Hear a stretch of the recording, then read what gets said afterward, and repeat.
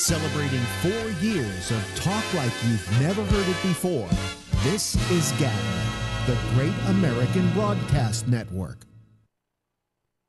GabNet needs you. Yes, GabNet needs you to call our live programs and be a part of the citizen panels. It's the most innovative talk format yet because it's not just one caller, it's a group of callers interacting with the hosts at the same time. Here's how you do it. It's simple. First, download Skype at skype.com. To install it, answer 4 simple questions: first name, last name, email address, and your choice of ID. Then launch Skype, go to Add Contacts, type in GabNet Live, and ask to be made a contact. Then you're ready to be on the citizen panel. If you're too lazy, well, you can always call on the phone at 347-352-0079. That's 347-352-0079. For all the information and a call button for Skype, log on to gabnet.net. At the bottom of the page, you'll find a video on how to call us and how to use GabNet. It couldn't be easier. It couldn't be more fun and exciting. We're new.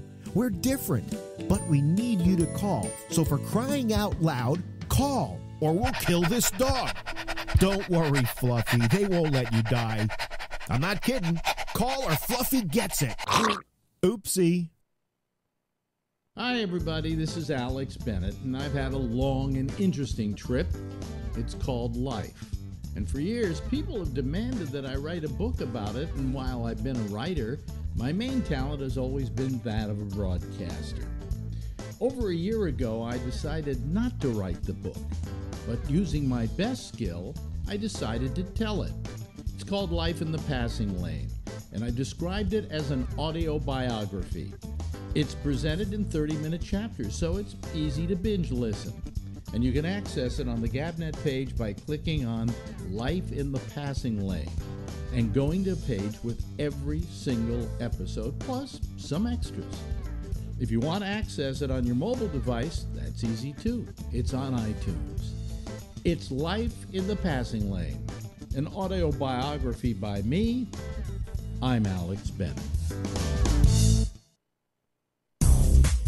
Hey everybody, this is Alex Bennett, host of the Ramble, heard here and seen here on GabNet, Tuesday through Fridays, live at 10 p.m. Eastern Time, and I got some big news for you. Our program has moved its live video from Facebook Live to YouTube Live. After extensive tests in our GabNet laboratories of at least 10 minutes, our mind was made up and we've come to the conclusion that YouTube is superior not only in video quality, but audio as well. And then there's the ease of watching it. Here's what you do. Simply point your browser to youtube.com/Bolo Bennett /live. That's youtube.com/Bolo Bennett, BOLOBENNETT /live. And you're there. The player is waiting, and you do nothing, and when the show begins, so does the player. Couldn't be simpler. In fact, tag that page as a permanent tab on your browser, and you're ready to go. And if all of this is too vexing for you, well, just go to gabnet.net near showtime, and the player in the middle of the page will start to play when we're on. We're thrilled with the new quality our move has provided, and while you're there, would you do me a favor and please subscribe to our channel? No, I beg you to. Hey, listen to me, I'm groveling, okay? I know, it's pathetic. I'm sorry, I'm debasing myself, and I really shouldn't be. Please. Celebrating 4 years of talk like you've never heard it before, this is GabNet, the Great American Broadcast Network.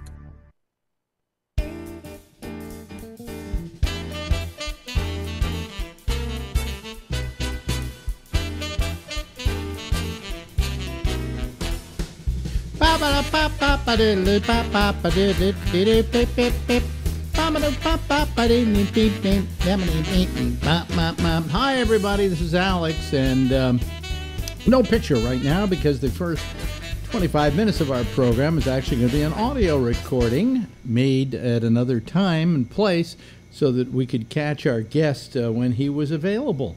And Well, I wonder who it is. Ladies and gentlemen, once again from San Francisco, California, it's the comedy stylings of Larry Bubbles Brown. Those were the worst intros in the 80s, the comedy stylings. Yeah, the comedy stylings. Here's the riff master. Larry Bubbles Brown. Yeah. Well, we were talking about working out, and the first time I met you, you rolled up to the old Cobb's Comedy Club, and you were on a bicycle. Oh, really? Oh, yeah. That's when I owned a bicycle in the. I had a very nice bicycle, by the way, down in the marina. And then my bicycle got stolen. Okay, so I bought another bicycle, and I didn't like it. And I just never rode it much. I just didn't like the way sometimes different bikes have different balance, and I didn't like the balance. So that was, but my first bike, that first bike I had, I used it a lot. I decided I would go everywhere on the bike. Fuck my car. And then I lost the bicycle. The bicycle got stolen, literally. I got another one. I didn't like it. And then some company gave me a bicycle. You remember there was this company that decided to go back to making the old Schwinn style with the big balloon tires? Yeah, yeah. And it was called, I think it was the Chicago Bike Company or something. It was started by the same guy who started the Vermont Teddy Bears. And so he sent me a bike. And it was a cool-looking bike, but, those big fucking balloon tires, my God, Little slow. Little on the slow side, yeah. But no, yeah. I used to work out with my ex-girlfriend, and so when we were going together, it was simple for me to work out with her, because if you have a partner, somebody you're going to meet to work out with, then you're kind of forced to work out, right? Mm-hmm. But if you don't do that, well, I don't think I'll go today. I'll go tomorrow. So we used to work out together, and then we broke up, and I gained weight. Well, like you said, it's boring as hell. So I find it drudgery. Yeah. And I'm wondering, and quite frankly, I'm not even seeing the effects of it. I've had weight gain rather than weight loss. And you say that's fine because muscle weight. Gaining muscle. But you know how when you're through working out, your body should ache a little bit? Mm-hmm. Mine doesn't. And I'm doing like 25 minutes on the bike, and I'm doing a little bit of a circuit with stuff for my legs and stuff now I'm doing my chest area, and for sit-ups and stuff like that. I'm not doing a lot, but I'm doing some. And for a body that's in such atrophy, I should ache after a workout. And maybe you're in better shape than you knew. And I don't. I mean, out of the last 8 days, I have gone to the gym 7 of them. Wow. So I should be seeing some kind of beneficial effects of losing, of working out, and I'm not seeing it. All I know is I've been pedaling to nowhere. To oblivion. Yeah, to oblivion. So, and I can't get on the treadmills. The treadmills scare me. Yeah, well, you can fall off those things. They're dangerous. Well, you set it at a speed, and you start. I want it just so I can walk. I don't want to run, okay? And I can't figure out how to set it just right so it walks. So it's, all of a sudden it's going really fast, and I'm like sliding off of it, and so I'm pretty much on the bike is for me. Stay on the bike. It does it for me. I do about 20, 25 minutes, and yesterday I think I did 30. But to no avail. I weighed more today than I weighed the day before. Fuck you. What am I working out for? What am I doing all that shit for? My wife goes, it's good for you. No, it's not. I've lived this long without, working out. As long as we don't pull a Jim Fix, we'll be fine. Yes, yeah. Well, Jim Fix showed that working out really is a great idea. And by the way, my wife is a good example of working out as a good idea because she's had a back operation, and it was from all that exercise and stuff like that, But anyways, she's a gym rat, so she goes like 3 days a week, and she's very happy with it. She loves it, and she does the spin classes. And Oh, those look annoying. oh, that really is. Would you want to hang out with other people in a spin class? No. So anyway, so you got any trivia you want to throw at me this week? Any trivia? Let's see. I think I've misplaced the names of dead people. Well, they're no longer using them, so it doesn't matter. I was trying to think. God, it was Mother's Day not too long ago, and I remember we did a Mother's Day show at Berkeley in 1988. Did we really? Mm-hmm. What was that a concert or was that a radio show? That was your concert. A concert. We did a Mother's Day concert. I didn't know that. Oh, is Bring Your Mother, or did we let mothers in for free or something? I think we did, and it was during the daytime. It was that big what's the big theater over there in Berkeley on the campus? It's named after a woman who designed it, who was William Hearst's. I forget the name of it. Not the Julia Morgan. Wasn't the Julia Morgan? No, Julia Morgan was his architect. And what was then? It was, I guess, this other place over in there that was outdoors. I remember that. Yeah. Yeah. So it was 30 years ago. Jesus. Oh God. When I used to be a big shot. I was going through my head all the concerts I did with you. We did the Stone in Palo Alto. Yeah, did a lot of those. Keystone and Palo Alto. The biggest one was the Keystone. Yeah, there was Keystone, the biggest one was the Frost. The Frost Amphitheater, October 4th, 87. 9,000 people. 104 degrees. You're right, and in fact, you could as I watched the audience, there were like trees that would provide shade, but the shade kept moving because the sun kept moving. Yes.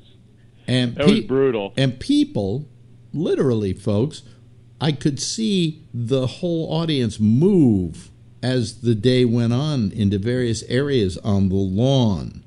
Mm-hmm. But anyways, I took a picture. I said, I'm never going to have this opportunity again. And I asked 9,000 people to give me the finger, and then I took a picture of it. And, I'd love to see some pictures of that show. And I eventually gave a copy of that, big blown-up copy of that, to Penn and Teller, because we were having a contest with each other to see the best ways we could say "fuck you" to each other, and the most elaborate ways to say "fuck you" to each other. So I gave them this poster. This is blown-up picture of 9,000 people giving them the finger. And they gave me a neon light that read "Fuck you, Alex." But that was one of my favorite contests of all time, and it started out by me saying "fuck you" to him at some point, and him going, "Well, fuck you too, Alex," and then he would play something on it like "How's your mother?" And I go, oh, she's fine. Well, fuck you. I mean, things like that. And then finally, it was just this escalating thing of how can we say fuck you to each other. So that was that. Again, when I used to be a big shot. So those shows were great. I still have that neon light. It's kind of fallen apart, but it's in my kitchen. And it says, fuck you, Alex, when you light it up. You got to keep that. Yeah. So you had a little book, and it had a bunch of people, famous people, who are dead. And you knew them all. Well, I knew a lot of them. We just lost Clint Walker. Clint Walker, he was Cheyenne. That's right, he was Cheyenne. And let's see here, and we lost Catch-22. What's his name? Yeah. Vonnegut? No. We lost Vonnegut a long time ago. Long time ago. Wait a minute. Hold on a second. We lost. One of the actors? He's a writer. Roth. Philip Roth. Oh, geez. I didn't know he's still alive. Yeah. So, yeah, he was still alive. He died at, let me see here, 85. Well, that's kind of young. I'm going to be 85 in a while, in about 7 years. I didn't look that old now. Doesn't look that old either. Clint Walker was 90, you know. Jesus. Yeah. A lot of people, it's amazing, although it's amazing, it's always, we've talked about this before, but it's amazing with comics how long a lot of comedians live. They either die really young Or really old. or really old. There's no halfway measure on that deal. Mort Saul just had his 91st birthday here. Yeah, a good example. Mel Brooks has got to be approaching 100. As well as Carl. Certainly early 90s, yeah. Oh, no, not early 90s. Mel Brooks. Let me look up Mel Brooks. I'll tell you how old he is. I think he's a lot older than that. Let me see. Mel Brooks. He was born in 1926, and that would make him how old? Be 92. Yeah. Well, actually, he's 91. He was born June 28th. He's coming up on a birthday. 91 years old. Wow. You know. And I think his friend Carl Reiner is a little older. Yeah. You want me to look that up? I can find that out. Anything you want to know, folks, it's in... Oh, you wouldn't know this. Wikipedia.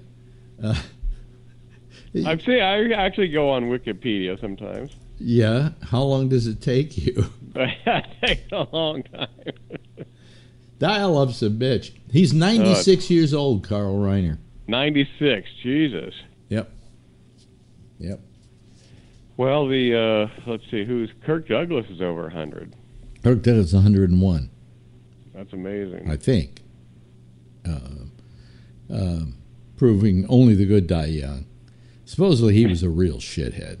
Oh, really? Oh, yeah. Well, you know the old story. That it's still a rumor, and we have to list it, I guess, as alleged. But supposedly he raped Natalie Wood when she was like 15 years old. Wow. Yep. But so sue me, Kirk. Okay, shut up, Kirk. You talk too much. Can't wait to cross-examine you, Kirk. Yes. No, it's supposedly, he was producing films, and she went over to, it's the old casting couch days, in Hollywood, only age didn't even matter.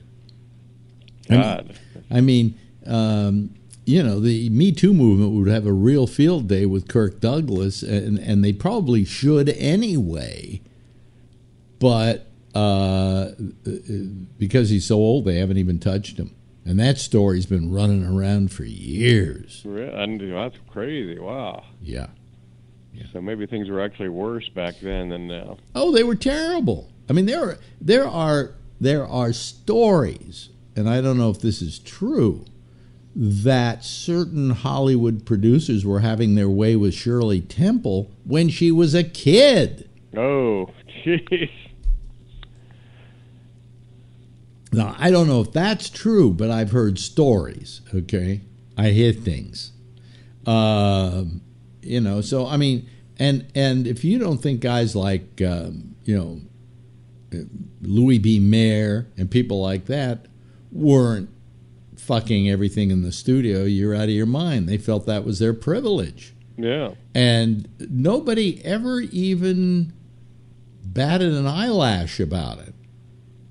And then all of a sudden, of course, the tide changes, and we have social media and the Me Too movement, and all of a sudden, people who did something back when it was perfectly acceptable, at least socially, although I never considered that positive social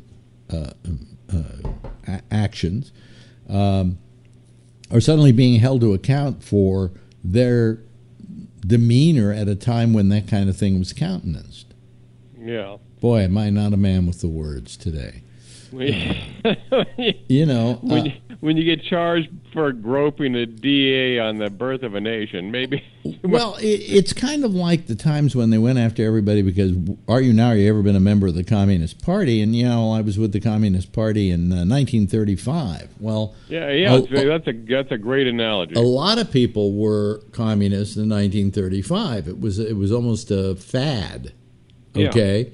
Yeah. But by the time you got to the 50s, they had long since had nothing to do with the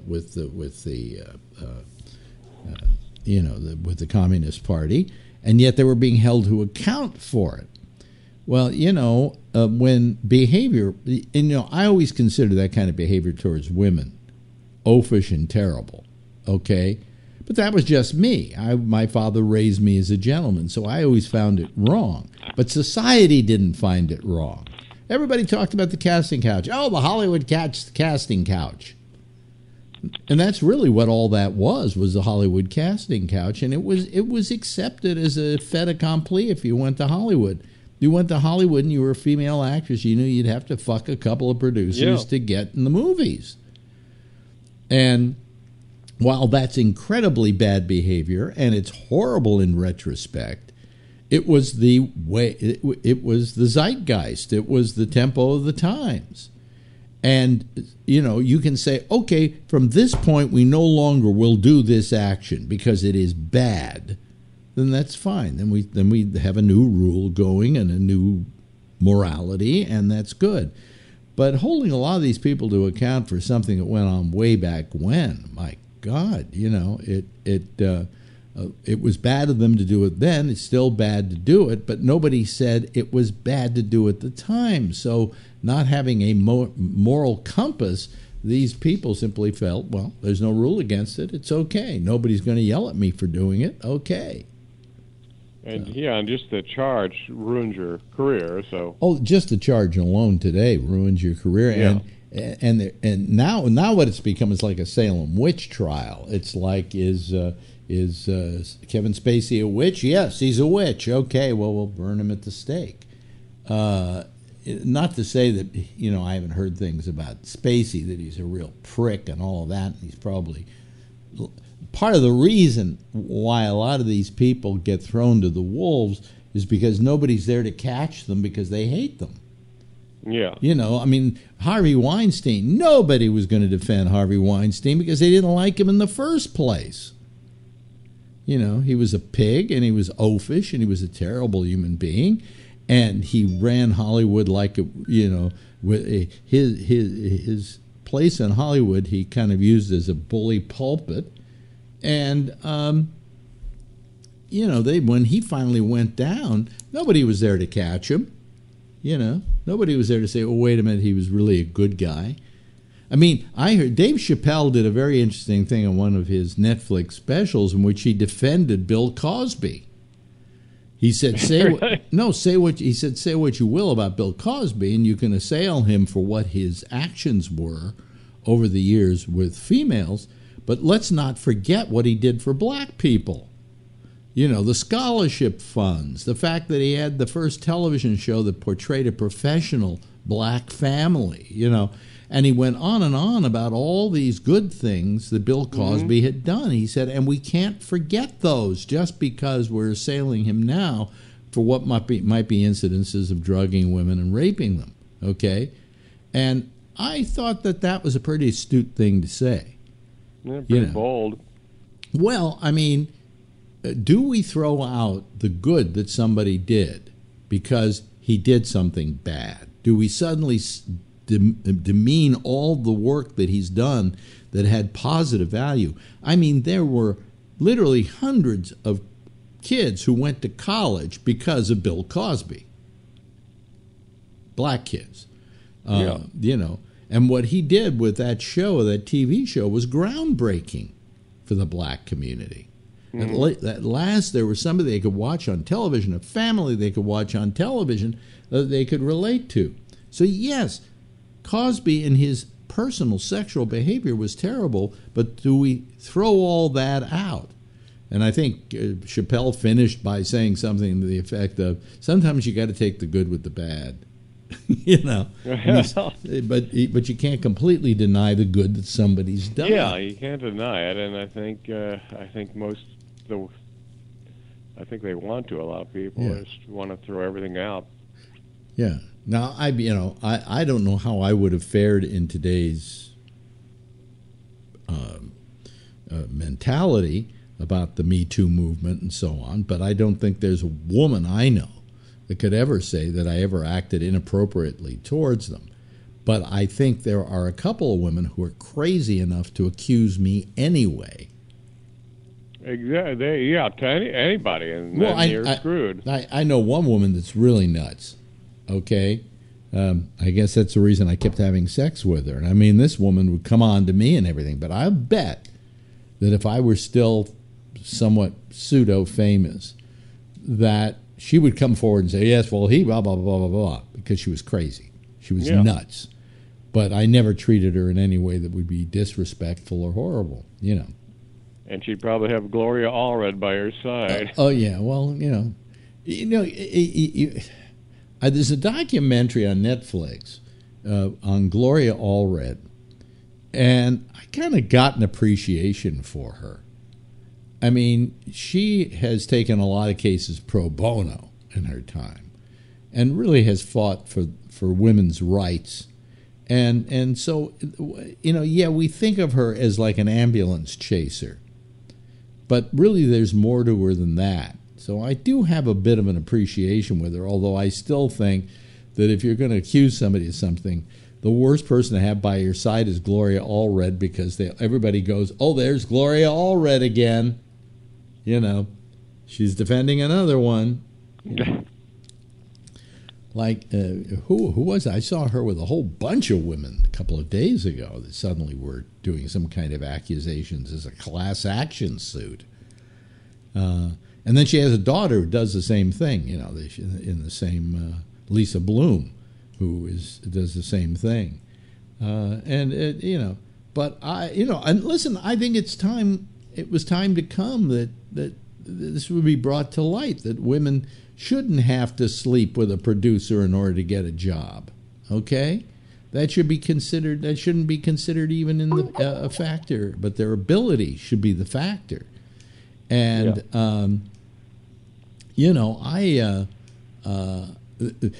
there are several women, believe it or not, who owe their Academy Award that they won for Best Actress to Harvey Weinstein. Because Harvey, every year when the Academy Awards came out, he won a lot of them. And the reason he won a lot of them is he went out and he literally campaigned for them like he was running for president. Yeah, it's a PR thing. And part of that PR was promoting a woman in a role that was in one of his pictures. And several women, Jennifer Lawrence is a good example of it, Gwyneth Paltrow is another example of it, are women who have benefited very immensely by getting an Academy Award courtesy of the effort of Harvey Weinstein. Now, I'm not saying this makes Weinstein any better a person, but, these same people then turned around and accused him of all kinds of stuff. And yet this is the person who gave them an Academy Award which allowed them to make more money than they had ever seen in their life. Exactly. So, again, we're saying the good with the bad. Weinstein is the worst example of this. He was a serial molester. He was a terrible, terrible person. But nevertheless, he did do a lot of good for a lot of people, And but he also had a power that he wielded, and everybody was afraid of him. And that was the terrible part about Harvey Weinstein, and that's why nobody wants to defend him now. And quite frankly, I'll agree with anybody that says he was a prick. Yeah, but I think before social media and all this, it must have been unbelievable in the 40s and 30s. Just you would never hear any of this stuff. Oh no, you would never have to worry about this if you were an actor. You could engage in any behavior you wanted to. Except I read that John Huston had actually killed someone in a DUI and pretty much walked away from it because the studios. William Randolph Hearst killed somebody, but we'll have to talk about that on another day. He did it on a boat trip. I think, I've heard about that. He was a producer, and I'm trying to remember his name now. I'll go get it for our next gathering here. And he thought that what was happening is Charlie Chaplin was having sex with Marion Davies, and he thought it was Chaplin. It was dark, and he shot him. And then the whole thing was covered up, mainly by Luella Parsons, who then had a job for life with Hearst because of her cover-up.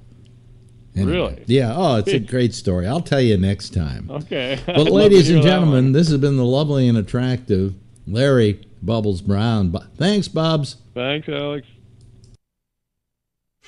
Celebrating 4 years of talk like you've never heard it before. This is GABNET, the Great American Broadcast Network. Hey, everybody. How are you? I'm Alex. Let me turn my mic down a little bit. It's a little too loud. Okay. There we go. All right. Hello, everybody. How are you? Boy, I seem to be distorting a little bit. I don't know. I can't tell. I can't tell with these earphones any longer. Let me just plug these things in here. How are you? Let me turn on the old Skype so that everybody can call me. Yes, everybody can call me. We have a Skype number, and people call, and we actually put your face on video. Isn't that nice? Without your approval. Well, your approval is calling. Okay. Anyway, we put up the video on GABNET. If you go over to gabnet.net, you'll find out how to call our program using Skype. And also, there's a phone number there if you don't want to use Skype, but it's all there. And you go over and you check it out, and we will take your call, and we can also see you as well. If you're using the phone, we can't see you. The downside is you can't see anybody else either, and that's a problem. Okay. Because what we do is when we have a group of people talking all at the same time, and what they do is when they want to talk, they sometimes raise their hands, and we know that they want to say something, and so we have more control over the situation. If you don't have a camera or you can't see the panel, we can't see you raise your hand. So then you got to yell, okay, if you're using the regular phone thing, okay? You know, the old phone, remember the phones? Oh, hey, look, first one in tonight is Jeff Stein. Hello there, Jeff. How are you? I'm fine. How about you? I'm doing okay. I'm a little tired tonight for some reason, but yeah, I'm always tired. I mean, exhausted. But we're just going along singing a song, starting another week here of this nonsense. I've had a busy week in the last. Really? Well, today or yesterday. How was it busy? Well, my granddaughter got bar mitzvah. Okay. And all kinds of family came over. Oh boy. Oh yeah. The fun and the bad. You mean the ones you like and the ones you don't like? Yeah, of course. Yeah. You got to take them all. They're your relatives. Right. You get them all. Right? Yeah. Yeah. I don't have, I really don't have any relatives. There's none on my wife's side, I don't think. I don't think I've met up with any of her relatives. And on my side, my mother's dead, my father's dead, my uncles and aunts are dead. I may have some cousins up in upstate New York, but outside of that, I don't have anybody. So, if I had a kid and it had a bar mitzvah or something, nobody would come. So maybe that's a blessing. Could very well be considered a blessing. I guess you could consider that. Yeah. I have. I had 5 uncles. Mm-hmm. Okay. And my grandmother and grandfather were part of a family. Yeah. Where a great grandmother got married 7 times. Oh, really? Yeah. And the husband died each time. Oh. So there are theoretically 7 different families that are somewhat related to us. Yeah. I don't get to see them very often. Is there in every family there's a crazy uncle? Is there a crazy uncle in your family? Oh, yeah. Oh, okay, good. I wanted to make sure of that. I used to have a crazy uncle in our family. We didn't know what he did for a living, and my mother wouldn't ever tell me. You know, and since she's gone now, I can't ask her. Yeah, she's not going to tell you anyway. But he was called my Uncle Mully, and Uncle Mully did something. I think maybe he was like, he took bets or something. He was like a bookmaker, you know. It could be. Yeah, because whenever I say, "What does he do for a living?" He has many different things he does. You know, one of those answers. And I never ever knew what my Uncle Mully did. His name was Sam, but you know what he did. I had no idea. So you know the crazy uncle in the family, I guess, was my Uncle Mully. We're being joined by Phil Meyer. Phil, did you have a crazy uncle in your family? Everybody's got a crazy uncle. Yeah, yeah. I'm not quite sure. I don't think mine are alive anymore. But, we've got a crazy uncle, I'm sure. What do you mean you're sure? You don't know if you have a crazy uncle or not? Well, they're lucid at times. You know, sometimes they're not crazy. You know, well, I mean, like, for instance, was there a relative like my Uncle Mully who was mysterious in that you didn't know exactly what he did for a living? Yeah, I can't say that my family was that unusual. Well, yeah. I don't know that my family was that unusual either, but there was still this Uncle Mully, and I don't know what he ever did. I had one uncle that was the hanger king of New Jersey. He made wire hangers. Oh, really? Yeah. That's enough to drive you crazy. Yeah. Yeah. So, anyway, what's cooking? Well, wait a minute. We're still talking about uncles. Yeah. I'm frying uncle.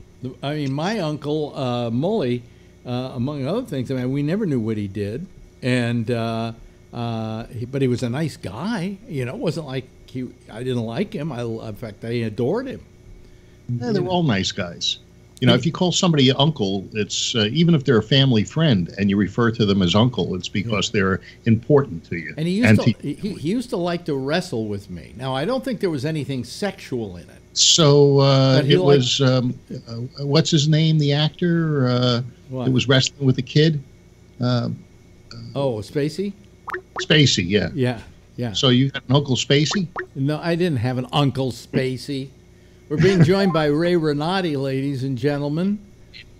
Howdy. He's always good for a quote in our clips. Yeah. I'm good for what? Turn our sound off. Is my sound? Yeah, your sound's up. Yeah, there you go. Yeah. Okay. Wait, I gotta get this. They tried to upgrade my Skype again, and things are screwed up. Oh, right. Yeah. Yeah. It's a conspiracy. Oh, I know. Totally. Oh, here we go. So I have one Uncle Sam who's still alive. Yeah. Yeah. He must be 95 or something like that. Well, my Uncle Sam, I salute. No, it's. Did you ever have a crazy uncle in your family, Ray?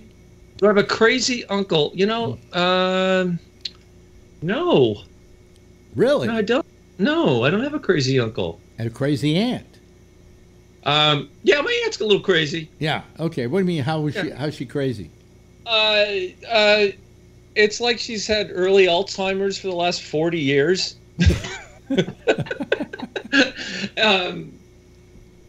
If you met her, you'd think she was like super liberal, just in her personality, and then you find out when you really get to know her, she's like 10 notches right of Phil. 10 notches to the right of Phil. Like she's a fascist. She's like. Really? But you would never. She's an artist. She's a painter. Does she goose step to the kitchen? I've seen her. Yeah, she goose steps really well too. Yeah. Yeah. No, she's like super right wing, like crazy right wing. Yeah. Right wing. I wish I had most of my relatives were pretty normal, I guess. You know.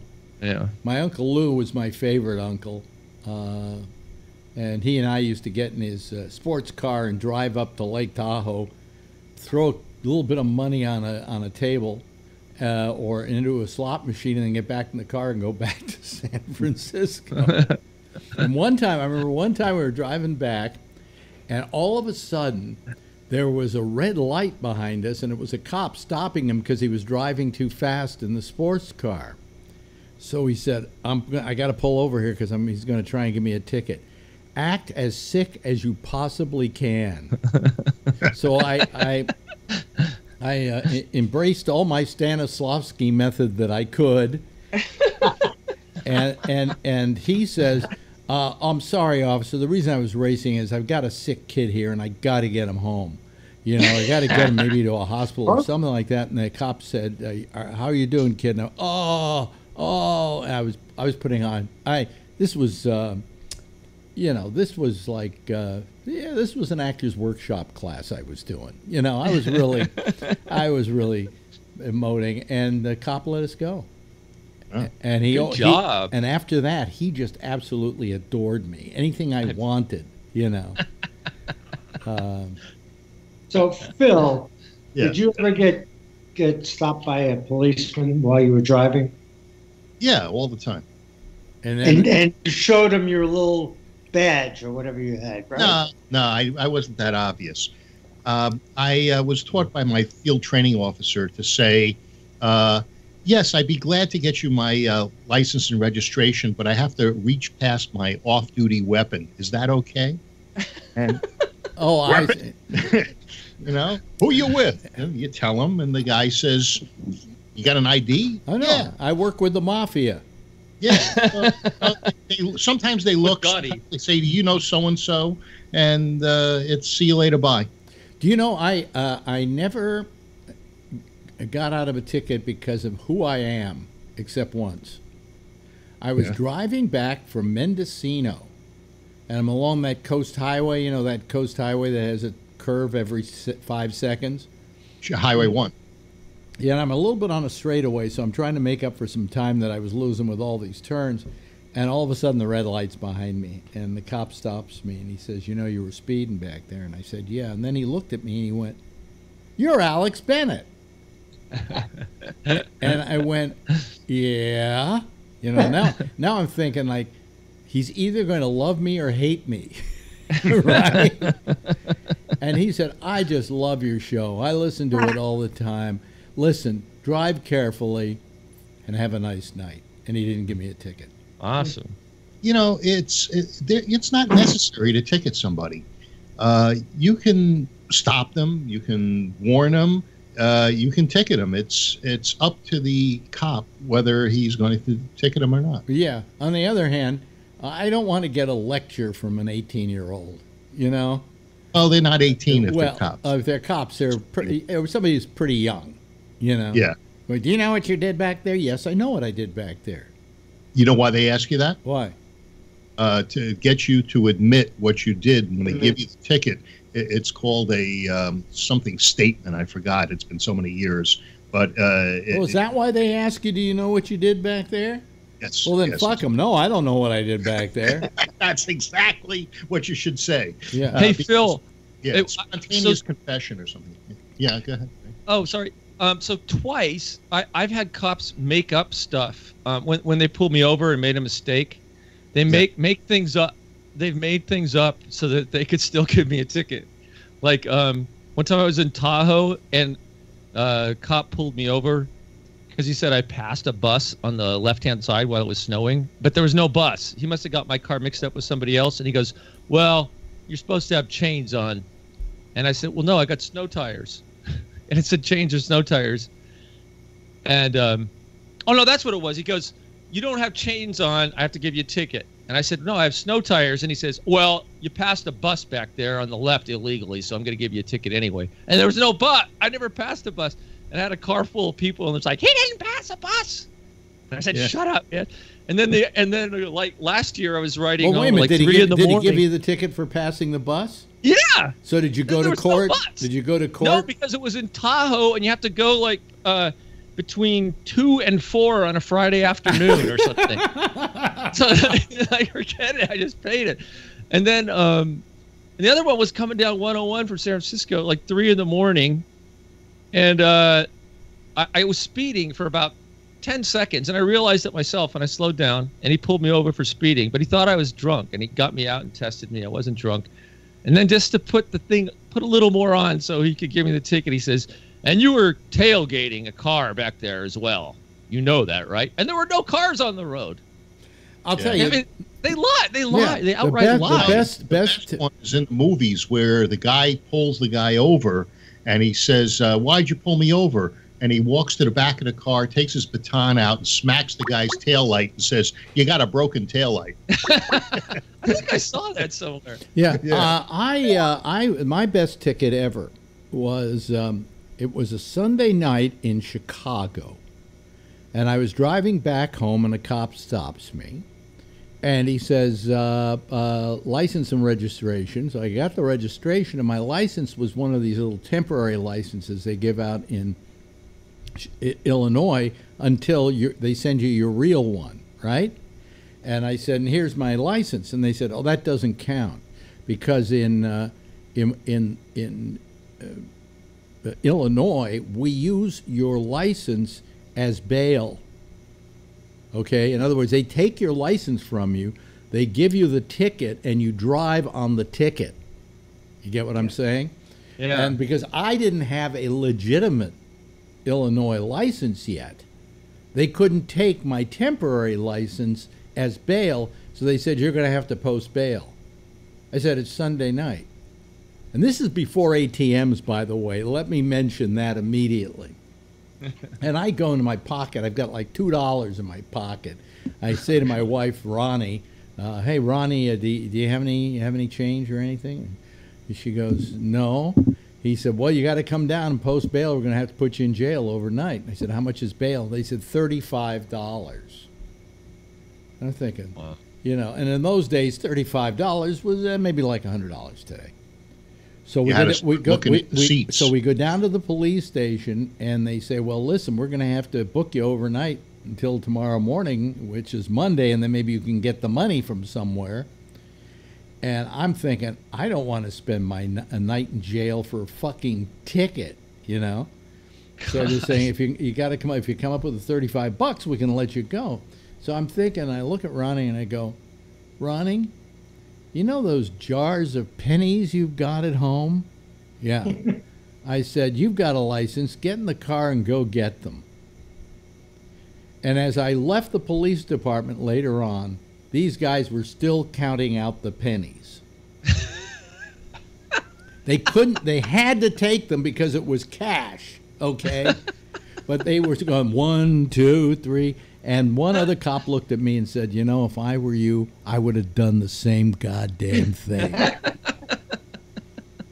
at least you weren't arrested for dumping garbage on Thanksgiving. Excuse me, folks. I have an itch in my crotch, if anybody's wondering what I'm scratching down there. Hello, Kevin. Hi, Alex. How are you? I'm fine, Kevin. It's Tuesday. It's another week here. He's a professional driver. I doubt he ever got a ticket. No, you never got a ticket, did you? I never did. No. Really? Never got a moving violation. I got tickets for being overweight and, you know. What? Wait a minute. Violations. Wait a minute. When you say being overweight, you mean having the truck having too much weight, right? Yeah. Oh, okay. I thought you meant yourself. No. Then I'd be in big trouble because that happened all the time. Yeah. And, you know, broken parts on the truck and that sort of thing, but never a moving violation. Knock on wood or... You know, I figure, like, if I travel across the United States, I spot myself one ticket somewhere. You know, just because the chances of you in 3,000 miles getting a ticket is pretty good, you know? Yeah. And I did get one coming back from New York once when I was coming back to retake my job Live 105. I'd been living in Florida, and I was going through where was it? It was I think it was Colorado, the mountains, or Wyoming, the mountains in Wyoming. And this cop pulls me over, and they gave me a ticket. And I found out that there was this one spot that if I'd gone to a gas station, somebody would have warned me about, where the cops always lay in wait, because that was like their honey pot for tickets. You know? There was a spot in Georgia. Let me move my picture a little bit so people can see Kevin's face. Alex, there was a spot in Georgia called Ludowicki, and before the I-95 went through from New York to Florida, you had to drive on 301 in Georgia, and it went down to 25 miles an hour. Mm-hmm. And I drove straight from New York. I was on my way to Miami, and it was like maybe 3 in the morning, and I had a brand new Oldsmobile Cutlass Supreme 73, and I was going as fast as the car would go, and I get passed up by a Corvette and a Firebird, and the cop pulls over the Corvette and the Firebird in this, if they would have pulled me over, it's 30 days in jail there for a New Yorker. And 30 days in jail for what? For just speeding? Speeding, but I was doing about 125. Oh, wow. Oh, that's reckless driving. And a 25, but I got passed. What state was this in? What state was this Georgia. in? Oh, Georgia. Oh, no, that's 125 is the death penalty. Yeah, I know. Especially for somebody with New York plates. And so as I'm going through there, I figured he when he pulls these two guys over, I figured he was pulling me over too. I started to pull over, and then I realized he didn't want me. He only wanted the other two guys. So I just kept going, and I saved myself 30 days in jail.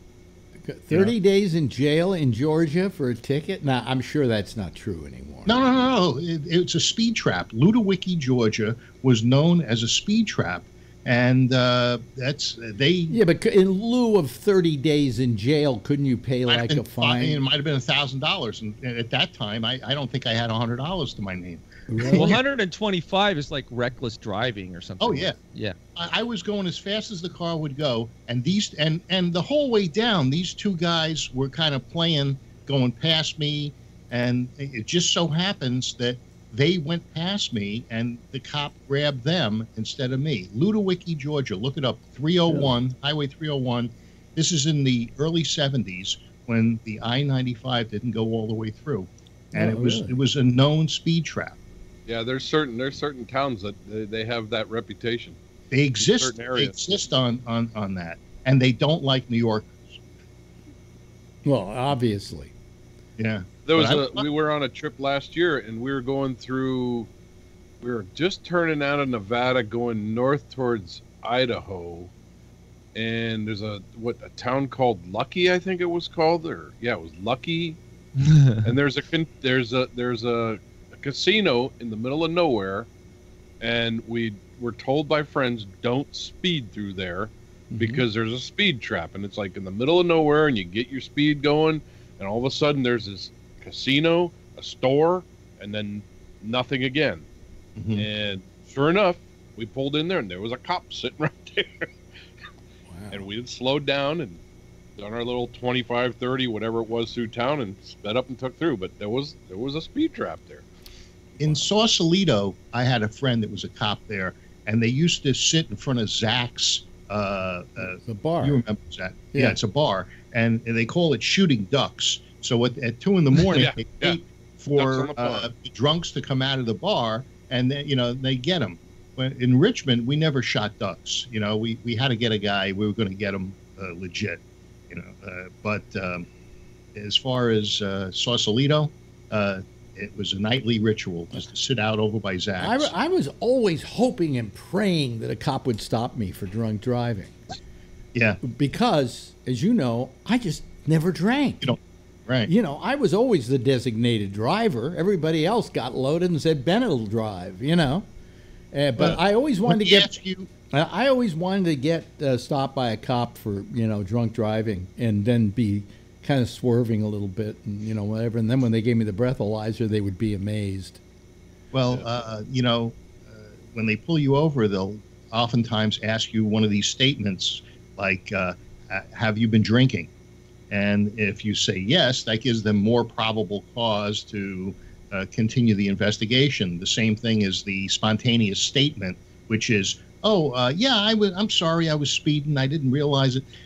Those things. They do have a big problem. We were talking about this a couple of weeks ago, weren't we? About how in the states where pot is legal now, I mean, they can still arrest you for driving under the influence, but the ability to prove you're under the influence is what's difficult. They don't, a breathalyzer doesn't work with pot. Yeah. I saw some article that collisions were up or under in Colorado, that fatalities were up like 121%. I don't believe it.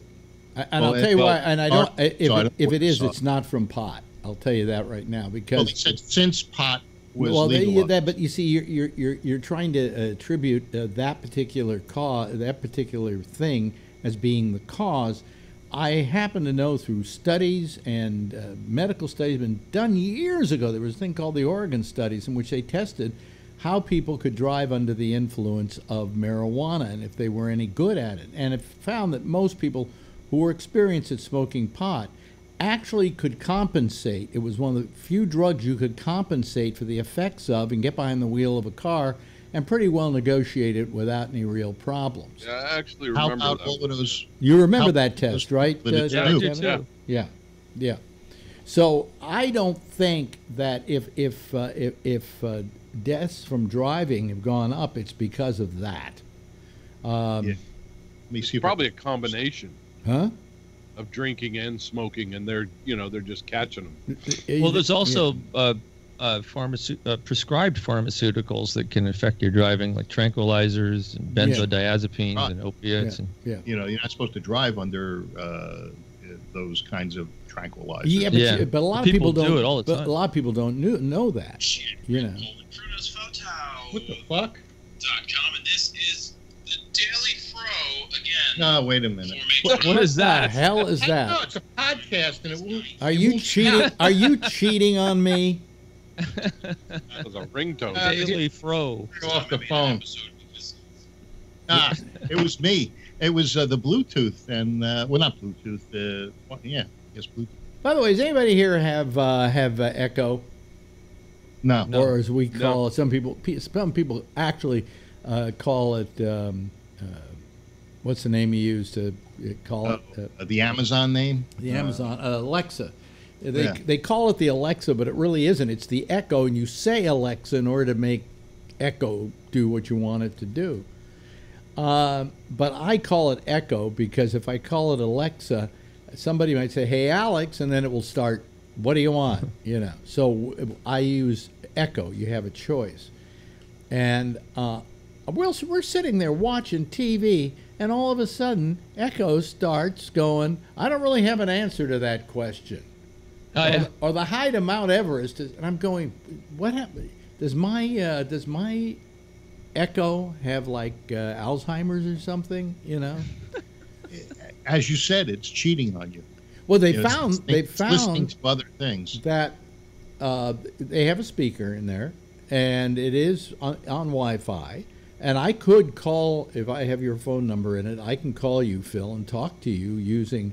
Actually, if I use the spot I've got, I can actually call it using the video on not Skype, but on like FaceTime or whatever.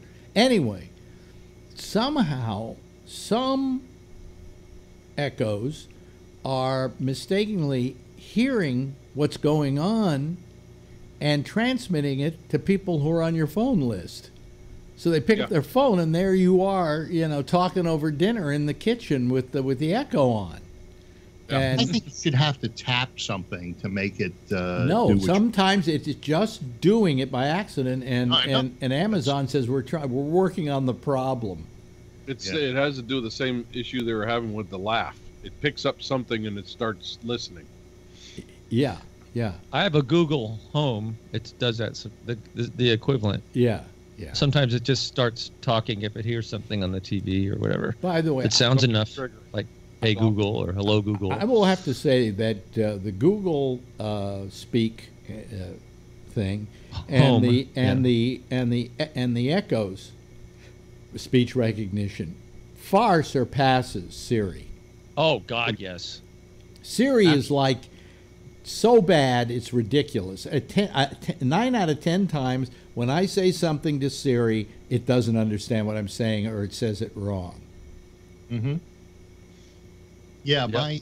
My spelling is bad, so I use Siri quite often, because sometimes the spelling is so bad when I'm typing that the spell check can't find it. But oftentimes I say the word, and Siri gives me something else other than that. Yeah. Well, anyway. I use the little keyboard mic. It works great. Like when you're I think it's a Google one, even though it's on my Google. iPhone. It's Google, and you can. It works great. Well, if somebody messages me on what do you call it? Google, or not even Google, but on Facebook, I simply hit the microphone and talk everything. I don't type out my messages anymore. I type them. You type them, just say them. Unless it doesn't recognize the spelling on a word, and then I'll use the microphone. Well, you can spell out a word, and like I have an Apple TV. And I can use the Apple TV, and I can spell out my passwords and stuff into it. Anyway, yes, I noticed Jeff had his hand up. When I had my stroke like 20 years ago, I started to use Google because my ability to speak was so bad. And at the same time, I couldn't write hardly anything, and I couldn't also... I don't know. I couldn't combine words easily, so I started using the Google system. Yeah. It kept me alive. Let's change the subject here. First of all, I adopted something that Phil is now going to say he came up with. Of course, I heard that on the news. You adapted it. I decided on my news break that it's not I'm making it Trump free, but I am not going to mention Trump if it's just another one of these, look how stupid he was today. If it's an important piece of news, if it's an important thing, like, he died. Oh, that would be such good news. He died.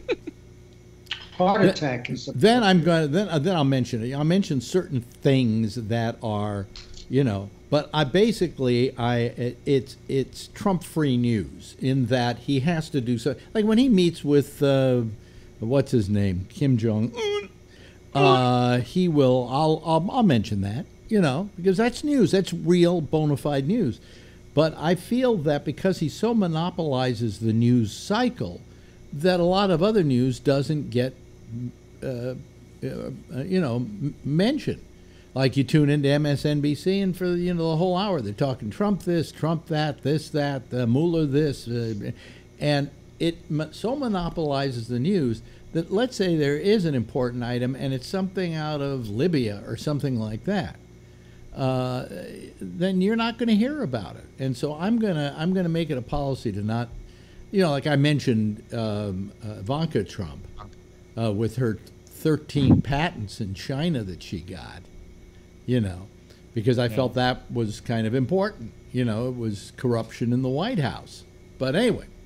I was listening to it during Bubbles, and I didn't get to hear the whole thing because it was time. Yeah. Did you mention anything about Italy and their possibility? Because the stock market went down today. I'm mentioning that tomorrow, that there's because of Italy. What's happening in Italy? They're talking about leaving the EU. Oh, yeah. Okay, yeah. I know that. Yeah. Yeah. Why would that make the stock market go down? I think they're looking to the future, and, why does anything make the stock market do whatever it does? Somebody farts in Fresno, and the stock market changes. Yeah. Yep. Anyway.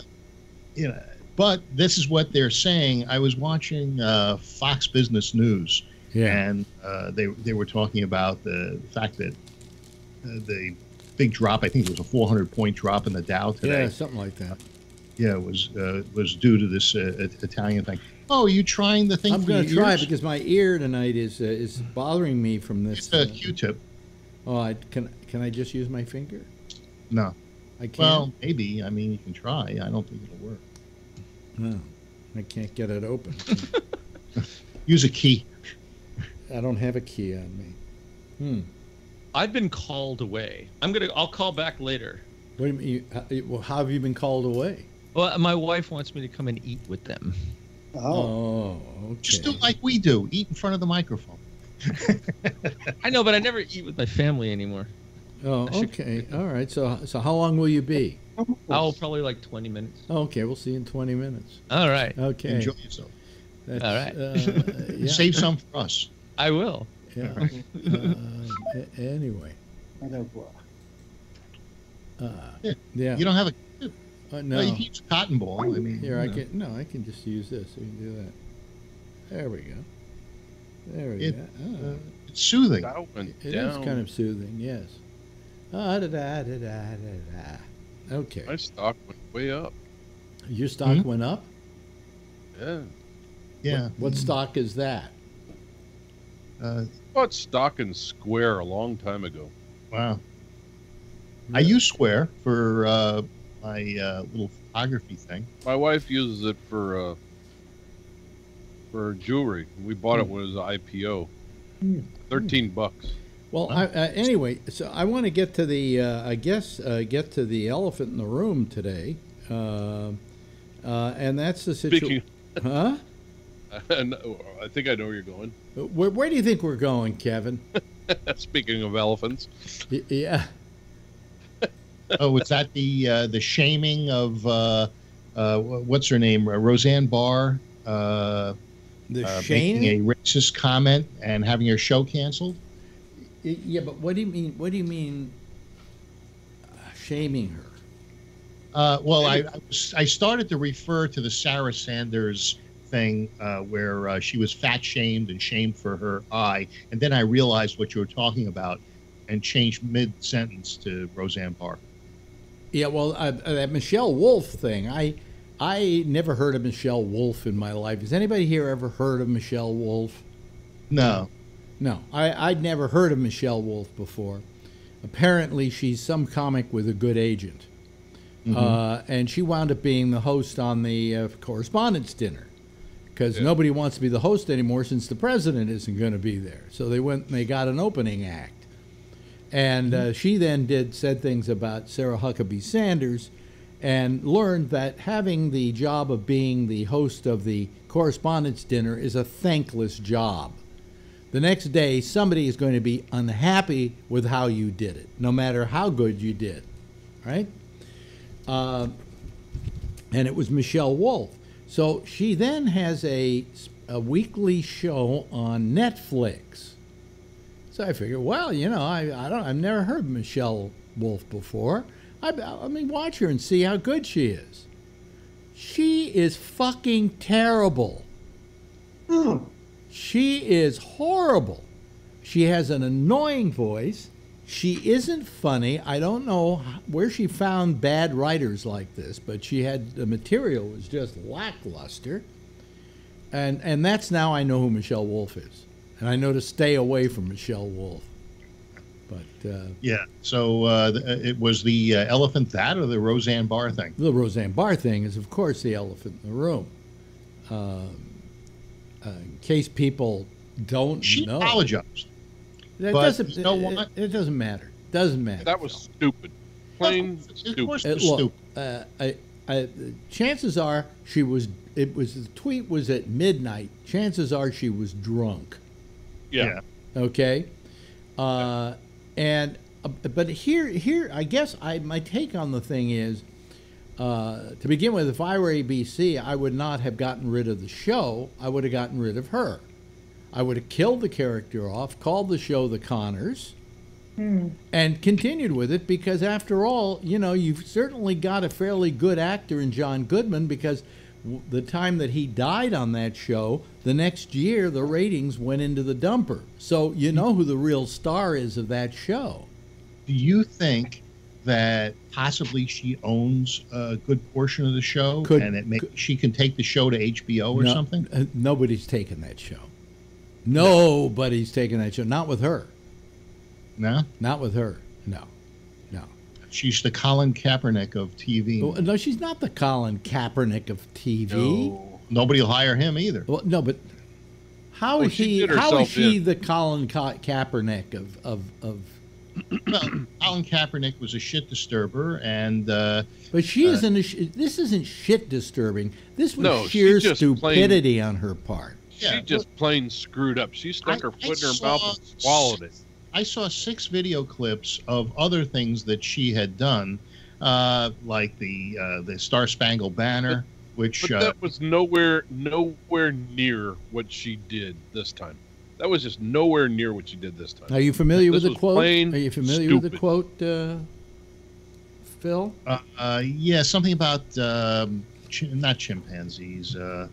Planet of the Apes. She said basically she was talking about Valerie Jarrett, who was a former aide to President Barack Obama, and the tweet read, "Muslim Brotherhood and Planet of the Apes had a baby equals VJ."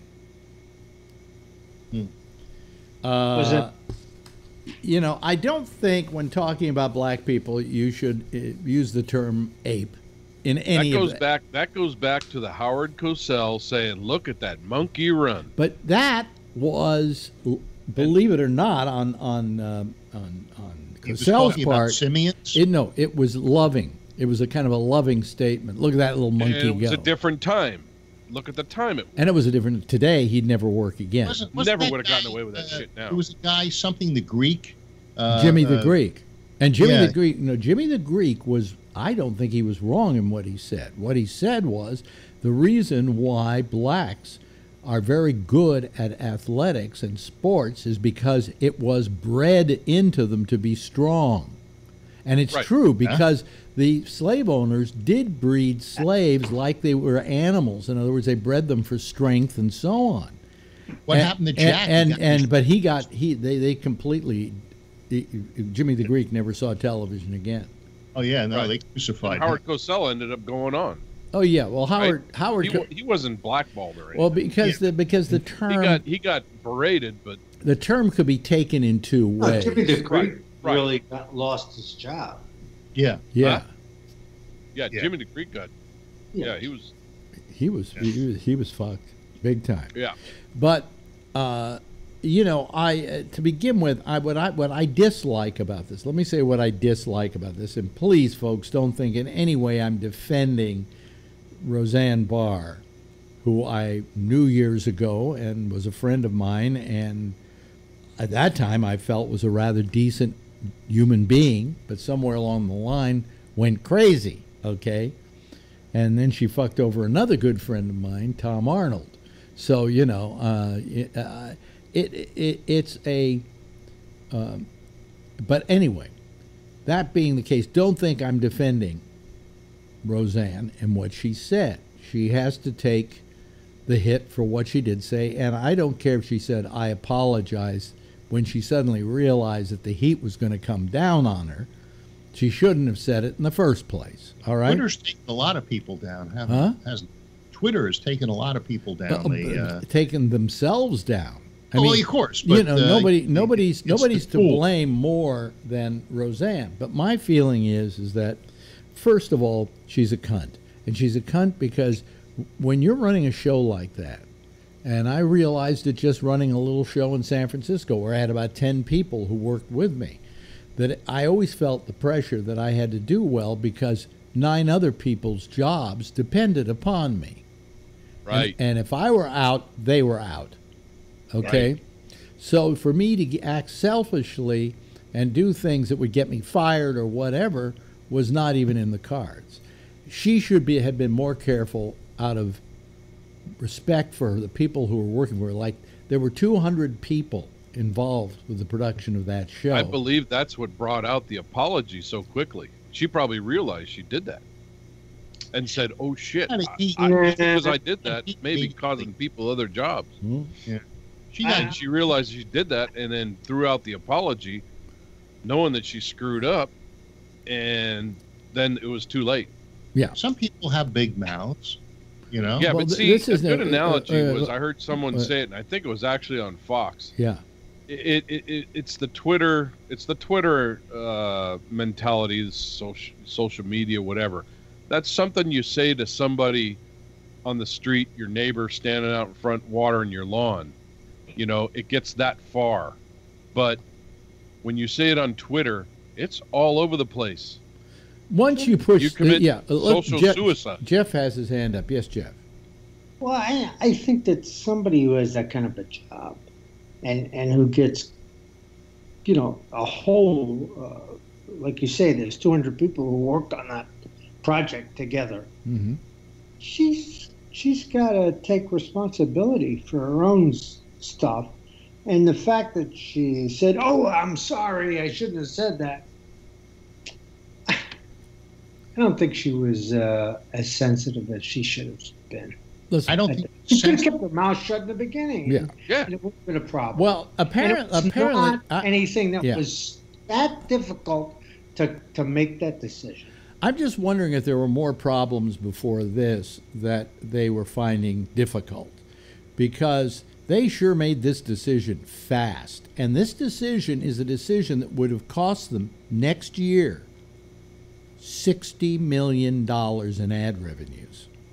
They All did right. say that she was cut loose on a lot of stuff that she had tweeted before, and they were really watching it closely, and that she had tweeted some things that were borderline, and they kind of were watching it. And I don't know what they were, but she was kind of walking the line, and this kind of Okay. went But over now, the line. let's ask ourselves for a moment, why did ABC cancel this show? Because they love black people and they believe in the dignity of mankind, and they don't like somebody who abridges that dignity? I don't think so. I don't think so. I don't think ABC has that kind of conscience. They got rid of her PC. because they didn't want it to hurt the rest of the brand. PC. And so they did it to make themselves look good in the face of what was a terrible, terrible thing. But let's remember, these people hired her knowing exactly what they were getting. You know, she was not apologizing for her politics. She was not suddenly being really, you know, goody two-shoes so that the show could get on the air. She just kept being Roseanne, so they knew what they were buying. So how dare ABC sit around and cancel this show to save their own fucking ass? Because they're complicit in this. It was almost like there was a line in the sand, and she kept walking it, and they were waiting. You know, if she goes over that line, boom, gone. How much you want to bet in 2 weeks and a little bit of PR, it's back on the air? Oh no. Oh, this is gone. I don't think so. This is gone, Phil. You know, This is absolutely, no question about it, gone. I think what it's going to do is it's going to raise their ratings and believe me, I'm telling you right now that's not going to happen. They have canceled this show. This show is gone. Now, you know, they wanted to have her take the pro-Trump thing out of the show, and she then refused to do it. No, that wasn't the case at all. In fact, they said they were going to, and she was fine with that. That next year they were going to have less politics. However, look, to begin with, I've watched the show. In fact, I will be very happy to admit I liked the show. So did I. Yeah. I felt that it was a well-written comedy. And so far as being pro-Trump, it wasn't pro-Trump. It wasn't anti-Trump. It was pro-Trump where she was concerned and liberal where her sister was concerned. And the subject matter that they were dealing with were things like being able to afford health care. I mean, I thought it was a good show, and I thought that it was bringing up some good dialogue. Okay? Yeah. So this notion that everybody has out there that this show was a right-wing show, it was out of their fucking mind. They didn't watch the show. But the show I watched wasn't that. Yes, Jeff? I never listened to the show. And I think that's a major part of the problem, is that there's so many different shows on TV these days that the ABC, NBC, CBS are become now small potatoes. I'm going to tell you what I saw today about this story that disappointed me is that I have watched the show, and I do know what the politics of the show is, which is no politics at all. She has her politics on the show. Other people have other politics on the show. The subject matter has to do with people who are working class people trying to survive, and sometimes that was about whether they could. The big one was about whether they could get health care or not, and that she didn't have health care and she needed a knee operation and they couldn't afford the $3,000. And John Goodman couldn't get a union job because his price was too high. He was getting underbid by. Whatever. Anyway, that wasn't what they were saying. What it was he couldn't bid and make a profit if he didn't hire like illegal aliens. Okay? Right. Well, or non-union. Well, yeah. So, but anyway, that's not the point. The point I'm making is I'm watching TV tonight. And I think it was NBC, and they said, and she was let go because, blah, blah, blah, blah. And then they showed clips from the show, and the only clips they showed were her saying how wonderful Trump was. Yes. Yes, I was. Did you see that? And the fact was that was the not. first couple of shows, that's it. And that was only a small part of the show. And then they were showing how Trump was boasting about how good the show was. And you haven't heard a word about it. Trump boasting about how good that show is. If you want me to defend that show, I think it was a good show. It was well written. And when it came to dealing with social issues, it melded comedy with social issues. And you haven't heard Trump boast about it since. Oh, he hasn't said a word about it now.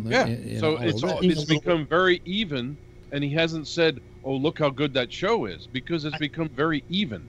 I think he's got better things to do right now. Well, probably because he doesn't watch it or he doesn't want to say how good it is. They announced that next year they were going to take the politics out of the show. My fear was when they said that. I heard Roseanne Barr say that she wasn't going to allow that. No, I didn't see anything about that. No, they were writing it out of there. That's what they said. But I heard her say that they can say what they want, but I'm not going to do that. Well, that's not what I heard. I didn't hear her ever say anything. She doesn't really have much to say about it. Yeah. And there were some problems there. The showrunner from the show was leaving and so on and so forth. Hello, Jack. How are you this evening? Hello there. Well, also, not only was the show producer leaving, but Wanda Sykes left last week. No, she didn't leave last week. Was it not last week? No, she left today. Yeah. I thought it was last week. In the light of this situation. But, done. Alex, as you pointed out, though, they knew what they were getting. And they're trying to save face. The thing that I'm disappointed in is the focus is shifting off of the tweets. And would that the great Sherman Hensley or Red Fox or Slappy White was around, because they would say, hey, I challenge you to a game of what I know Phil Myers knows about, the Dozens, which starts out with your mama. Yeah, well, here's the thing. It's so fat. Let me go back to NBC and then the way they were misreporting the story today. Yeah. I tuned in MSNBC about 3 o'clock right after this story broke, and they've got a panel, and their panel are like 3 black guys. Yeah, I noticed the same thing. Yeah. One of them is Mark Thompson, who I used to work with over at Sirius XM, who, is such a radical that he's not even using his African name, which he used to use all the time. Which you mean he quit that? Matsamila or whatever, Mafume or something. Yeah. No, and Mark Thompson from Sirius XM. Anyway, I'm sitting there watching this, and they just finished with Al Sharpton. And I'm thinking to myself, where's the white guy in this group? Where's the comedian, for instance, who wants to say something like, Well, maybe, she should be allowed her freedom of speech in her tweets, and it shouldn't be, somebody who had a slightly different opinion of this. But no, these were all people who were going, see, we can't let this kind of thing go on. And it was the most skewed hour of television. Was it Craig Melvin? It was right? Katie Tur. It was Katie Tur who was hosting. Oh, I saw Craig Melvin, so it was like, do not adjust your set. Oh, yeah, but that was with Al Sharpton, know.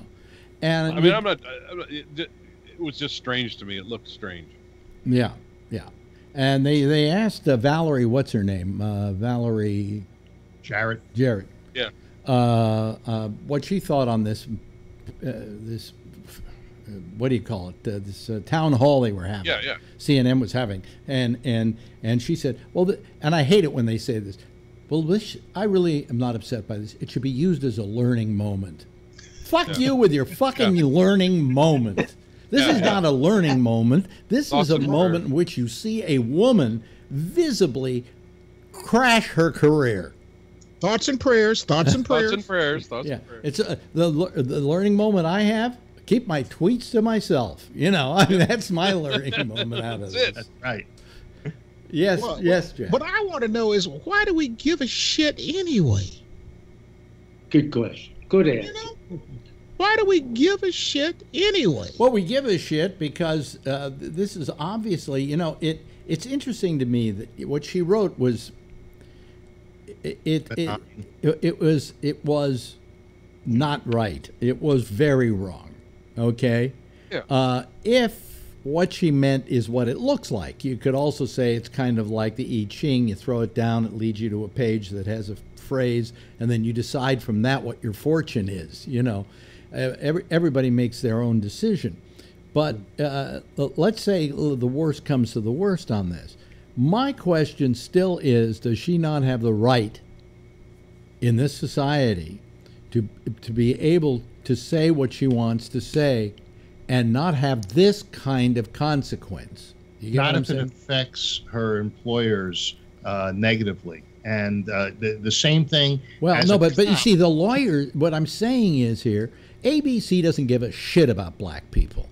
ABC doesn't give a shit about whether you call them monkeys or not, But the minute it looks like it's going to cost you money, all of a sudden you love black people and you're standing up for them, and this person can't say this about you. Do you think, Jack, you're black, do you think ABC really... What? Are you sure about that? Do you think ABC gives a shit about black people?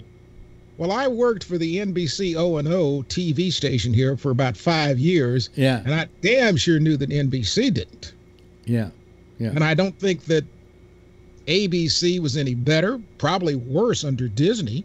I'll tell you what Mark Thompson said to me once. He always used to call me up, and he was always worried about losing his job, and he had to negotiate and do things like this and that. And he would call me, and I would give him... He should have for it. He wasn't that good. I would give him advice, right? Mm-hmm.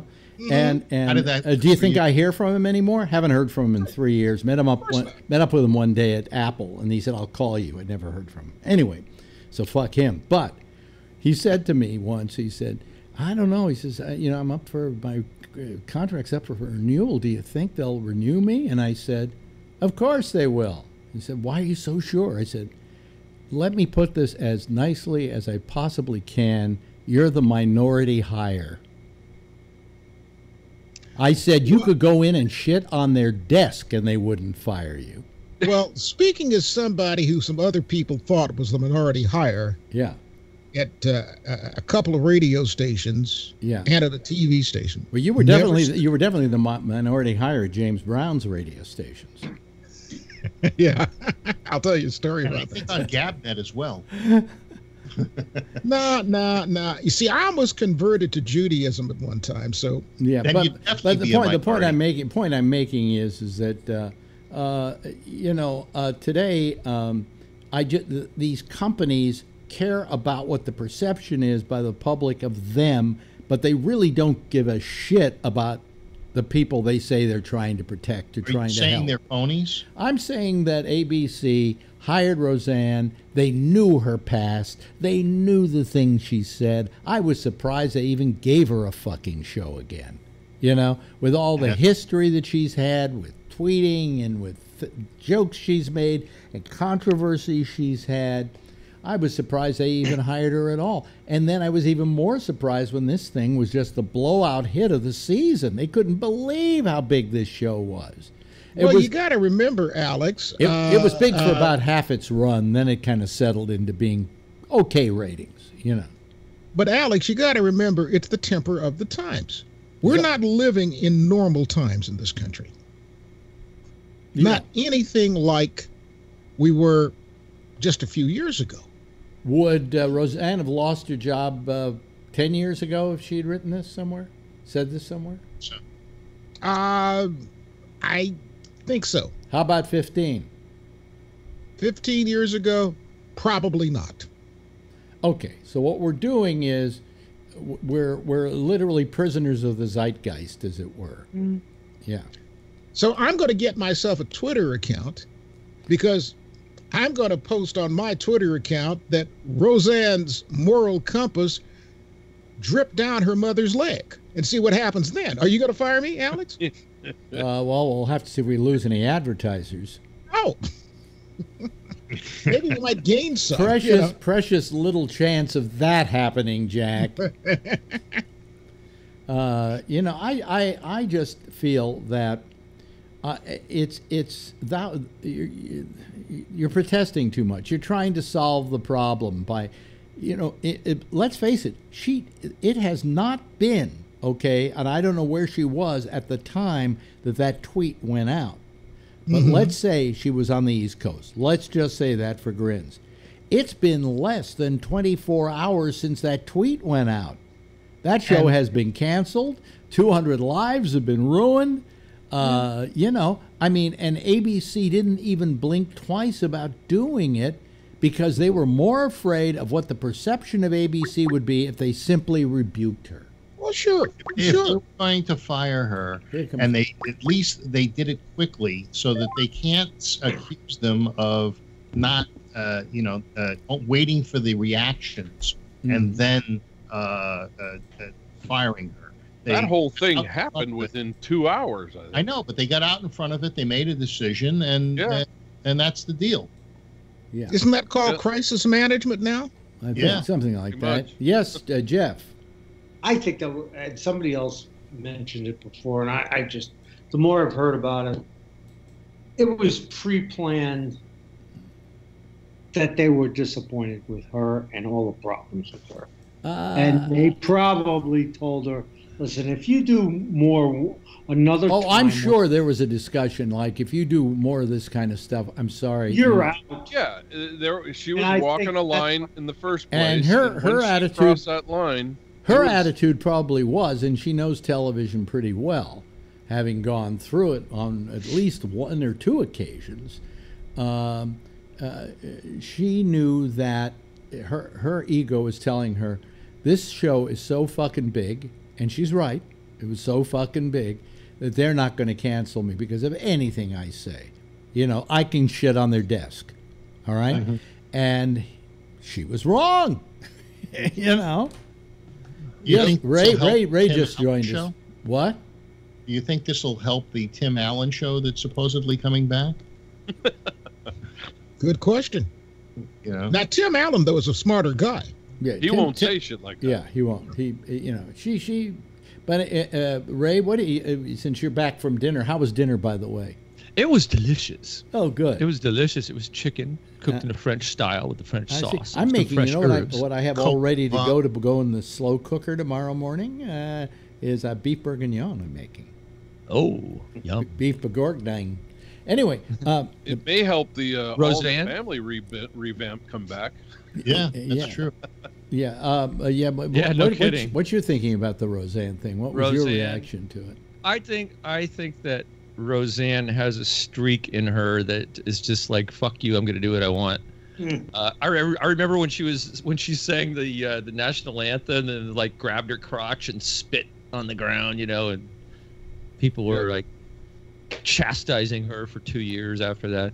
Mind you, she just like doesn't give a shit. And the more people tell her she can't do something, the chances of her doing it are exponentially higher. Let me tell you this way, Ray. Let me tell you. We went crazy though when was it Janet Jackson showed a nipple? And she did, and she was all adorned with metal. Let me tell you a quick. And Justin Timberlake was the one who ripped the thing off. Let me tell you a story here. Let me tell you a story here. Years ago, I'm doing my show in San Francisco. I'm at the Quake at the time. It's a station, and this woman I know named Gail. It's the comedy competition is going on in San Francisco, and a friend of mine named Gail just brought this woman to the show to watch the show and sat her down in one of the chairs that we had there for the studio audience, and during a break introduced me to her and said, this is my friend, she's coming to town for the comedy competition, and I'm kind of putting her up at my place because she was actually sleeping on the floor of a guy called the Amazing Jonathan. He had a big truck van thing, and she was sleeping in it, and she said I couldn't stand to see her do that, so I'm putting her up at my place. And she said her name is Roseanne Barr, and I said hello to her, and we talked a little bit. And she talked back to me, and I'm going, I don't know how this woman can be funny, So I would have asked her on the show, but I don't know whether she's funny or not.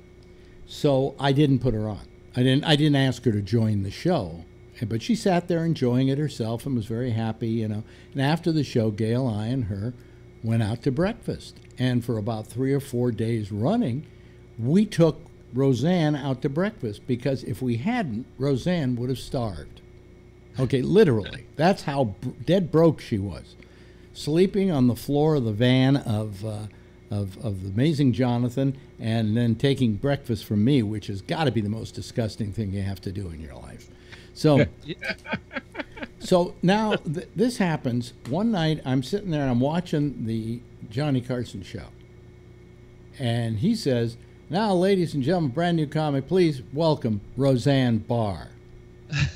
And I go, wait a minute, is this a fucking Roseanne Barr who I didn't figure could possibly be funny? Because she didn't present herself to me as funny, so I never really put her on the show. And out comes Roseanne Barr, and everybody remembers this set she did, where she just killed. You saw a career made that very moment, all right?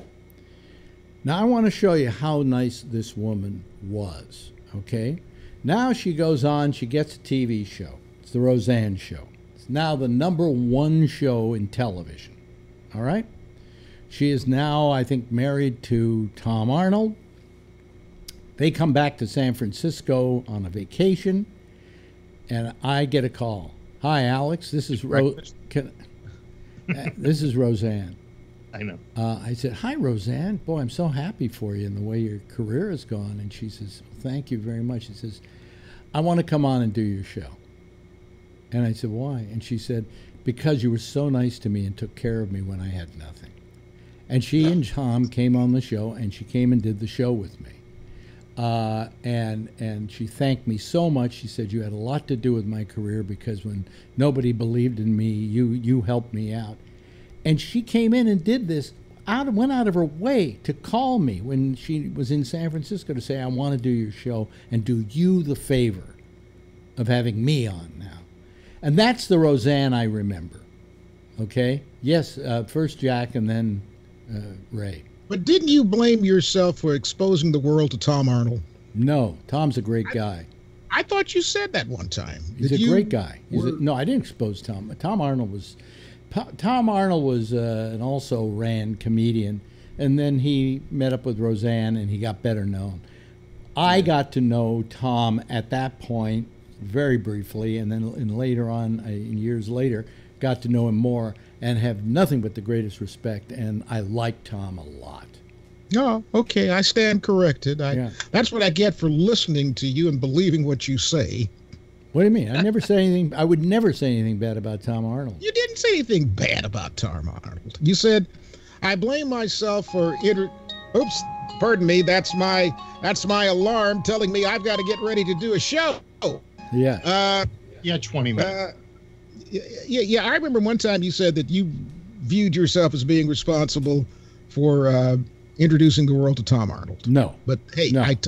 Like I said, I was probably listening with one ear. I introduced the world to a few people, but not Tom Arnold. Yeah. Okay. All right. I stand corrected. I will go stand over in the corner. Yeah. And wear the dunce cap. Yeah. So I mean, that isn't until Amy gets here, and I'll pass it over to her. Yes. Yes. I just wanted to say I have I give Roseanne a lot of leeway. I heard her. It was I think it may not have been on Mark Maron's podcast or something else, where she was being very open. Man, she had it rough. Her father sent her to some mental hospital, and she basically grew up in a mental hospital because her parents didn't want to deal with her. I mean, she had a really, really rough time, and she had to like escape from the mental hospital, which is why she had nothing, like you said, Alex. Yeah.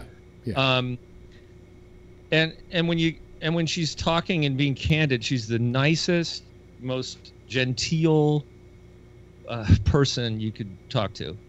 So when I hear stuff like this, I get really confused. Well, that's the confusion I have now. That later on, I would imagine it was like 2 or 3 years later, I got a hold of her people down in L.A. and I said, I want to talk to her. I want to have Roseanne call the show and talk to her, just because I hadn't talked to her in a while. And her people got back to me and she said she doesn't know who you are. Now I don't know what happened to her during that time, but there was a time there where I liked her a lot. She was really a nice person. It might have been her people that didn't know who you are. You know what I mean? No, it was. I got the impression she just, she didn't know who I was, and I think she was mentally. This was during the whole Tom Arnold thing. I could tell you stories about that because my friend David Feldman was writing. He was in the writer's room. Was a punch-up guy for Roseanne, and was there when they would go out into the parking lot and have these huge fights, these incredible fights, and. In fact, on that show, it's David Feldman who plays the preacher with his back to the camera, marrying Becky, I think, on the show. Where is Feldman these days? I don't know. I don't care. I think he's here in New York somewhere. He's turned into a fucking asshole. Really? Yeah. Yeah. I mean, and I've done nothing to him. He just, avoids me, and I found out he was here for a year and he never called me. He was living out here for a year and never called me. I hate when people do that shit. Yeah. And Feldman was like, I'm talking about when you have a good friend. Feldman was my good friend. I know. Yeah. Feldo, yeah. Well, this is the nature of our business, something. I'll tell you. I've had it happen to me. Irv, I came to the conclusion a few years back. I can be disappointed by behavior like this. Or I can just figure it's par for the course. And when somebody does something otherwise, like Roseanne in that particular situation that I told you about, you say, hey, that's nice. Good for them. They turned into a decent person. But don't expect them to turn into decent people, because this business, after a while, turns most people into an asshole. So you got to expect it. There's a guy here who I worked with back in the 80s when he was just getting to a top tier station here in this market.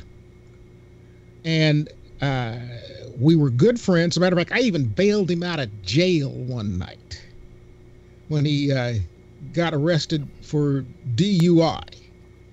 And 2 years ago, he came back to the market, and I called as program director of the station that we had both worked at. And I called and left a message, not looking for a job, just want to welcome you back and, buy you lunch now that you're back home. Son of a bitch has yet to call me. Well, I feel the same way as I told you about Mark Thompson or Matsumiel Mafumo or whatever his name is. When they were thinking of hiring him, they said we're going to put him over on they had like a black channel or something. Yeah. And I said I wouldn't do that. And I said, they said, why not? I said, why do we consider radio so segregated? I said, put them on our main liberal channel. I said, let them play with the rest of the white guys. You know, I said that's you're not doing something wonderful by hiring for the black channel, okay? But you would be doing something wonderful by putting it. And I got him a really good job, not being on the black channel where he had to go there and tap dance for the rest of his life. And do you think I ever hear from this guy? No. Zero. Does he? You did that for him? Huh? Does he know you did that? Oh, yeah. He knows I did that for him. Yeah. He was told. Well, the question I asked, how come he didn't do something like that for me, you son of a bitch? Well, well, quite frankly, because you're uppity. Anyway. Oh! Listen, there's more to this story about Roseanne. This really gets even more interesting. Now, remember, we're still maybe 15 minutes away from 24 hours, if we consider that midnight was in New York, although it was probably in California, so it's way less than 24 hours. This story came out several hours ago. TV outlets have been scrambling to distance themselves from Roseanne in the wake of the controversial tweets by Roseanne Barr, the show's star, following ABC's cancellation of its hit Roseanne reboot. Reruns of the series have been pulled from Paramount Network, TV Land, CMT, and Laugh. Oh, jeez. I mean, you think she used the casting couch? Huh? You think maybe she used the casting couch, and that's why? It says Laugh, L-A-F-F. I never heard of that channel. Released a statement today which says, while we believe viewers have always distinguished the personal behavior of actress Roseanne Barr from the television character Roseanne Connor, we are disgusted by Barr's comments this week. Therefore, we're removing the original Roseanne series from the Laugh schedule for the time being, effective immediately. Now, what do you think? So they're pulling everything. I mean, is this not going too far? That's kind of crazy. I mean, they did this. Pulling everything. They did. Listen, if Nickelodeon keeps doing this, or TV Land keeps doing this, they're going to have no shows left because they pulled Cosby a couple of weeks ago. Yeah. I mean, what's the answer here? I mean, are people just trying to save their asses? Is this what this is all about? Yes. But what kind of advertising are they saving on Nickelodeon, and what kind of advertising are they saving on Laugh Channel? Who knows? Cheetos? Laugh says it's the country's first ever over-the-air broadcast television network devoted to comedy around the clock. What do you call it? The comedy channel, Comedy Central. What's that? Wasn't that a 24-hour-a-day comedy channel? I mean, not how quickly they forget. Yeah, wouldn't even know. They say they run, so anyway. Oh! Here's the worst. You ready for the worst? How many of you here have Hulu? Anybody have Hulu? I got Hulu. I got it, and I buy it commercial free, so I don't have to watch any commercials on it. I figured, hey, there are a couple of episodes of Roseanne I didn't watch yet. I'll go back and watch them. I will not be able to. Hulu has decided to take it off the streaming platform and will be dropping the show. So the existing shows... Well, then I got a DVR that's probably worth money. I can sell it. the existing show... You can download from the back of the DVR. There's usually a little firewire. I think I'm going to download all the... I know where to get copies of it. But, I mean, Hulu has literally removed a show which has been on there. What's going to happen? That's a PC issue. Yeah, but I mean, what do they think is going to happen if they have Roseanne on their channel? That God is going to send a thunderbolt down to get them or something? Yeah. What? This is groupthink. They're all piling on. Yes, I think you're right. It is. I would just like to say, I think the whole thing, even just pulling the show off whatever network it was on, I don't know, I never watched it, was an overreaction. I mean, she's sitting there this morning or whatever. She thought of something she thought was funny. She tweeted it out. She realized she screwed up. She apologized. And then they just fucked her over. I mean, I think it's the whole thing is a complete overreaction. Well, it's saving your ass time is what it is. It is It is prejudging what the public is going to think if you keep the show on the air. She apologized before they pulled the show. Well, I know. Yeah, that's what I'm saying. I mean, it's the whole thing is ridiculous. She apologized only after she got some heat from Twitter. Well, that's okay. Well, here's the thing. Yeah, but, here's the thing. That again, that thing, a whole thing only took an hour. She posted it. She probably got nudged on the couch she was sitting from that she posted it. I'm sure somebody was sitting next to her going, "Boy, you just fucked up. I don't know if you should have said that." And she pulled it back pretty quickly, and I'm sure that she was getting shit from Twitter back. And she pulled it back, and then it seemed like not even an hour. Why? And that show was gone. Yeah, my question is, why in the world didn't they just say, "Okay, Roseanne, come into the office. Let's talk about this," and say, "Wait a minute," and say, "Wait a minute," and say, "We want you to get out there, and we want you to make a full retraction of this and an apology to all concerned that maybe you were drunk when you did it or whatever." That was surprising to me too. Allow her. Add that into it. Jeff's going no. I don't believe that. I think that whoever the corporate people who made that decision, they said, you know what? If she says one more stupid thing, and I'm looking forward because I want to get rid of her. It's the same thing I was saying earlier. She may have been walking the line already, and they may have told her that ahead of time. I believe it because I gotta know. But you look at it, and that's the same thing that Trump does. He gets on there and fire by Twitter. Well, this is a fire across the bow by Disney that nobody better fuck with them because no matter how much money you make them, you're not dispensable. Yeah, not indispensable, rather. That's exactly it. And when you hire somebody like Roseanne, a comedian like that, who's on the edge, who probably has a few mental illnesses, you got to expect she's going to, once in a while, fuck up. They did. They publicly said that they were watching her and what she was doing and that she had already walked the line a few times. They publicly said that. Yeah, and everybody knows that she does Everybody knows that she had done that. But did they read it? Wait a minute. Hold on a second. We go through periods of time where the society is extremely sensitive to everything. Remember. Yeah. Yep. She's a comedian. Remember, Lenny Bruce went to jail in San Francisco. If you could get arrested for being obscene in San Francisco, it was some pretty touchy times. Yeah. Well, we're in those times again. Yeah, people like Roseanne are going to get nailed. Well, all I'm saying is that I really find ABC objectionable in all of this, only because they are trying to save their own asses, and they don't try to make me believe you love black people, okay, and that you're doing this for the black people. No, you're doing this for the bottom line at ABC. This decision was made by Bob Iger. Do you know how top that is at ABC? That's the top.